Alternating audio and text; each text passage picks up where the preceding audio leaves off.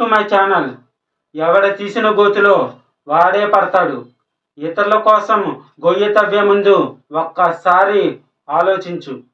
ద్వేషంతో వేసిన అడుగు చివరికి నిన్నే నీడలా వెంటాడుతుంది.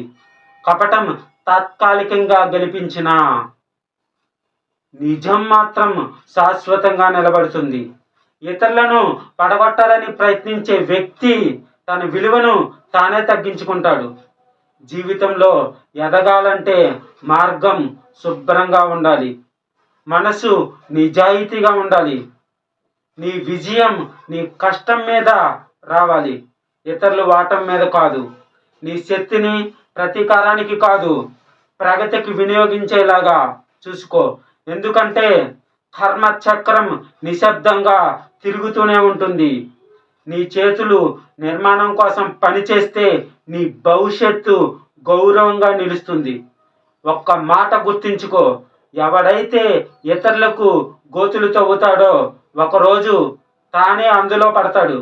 కాబట్టి నువ్వు గోతులు తవ్వేవాడిగా కాదు, గోడలు నిర్మించేవాడిగా ఉండాలని ఈ మూర్తి మోటివేషనల్ ఛానల్ ద్వారా, ఈ AKL Murthy. Subscribe my channel. Bye.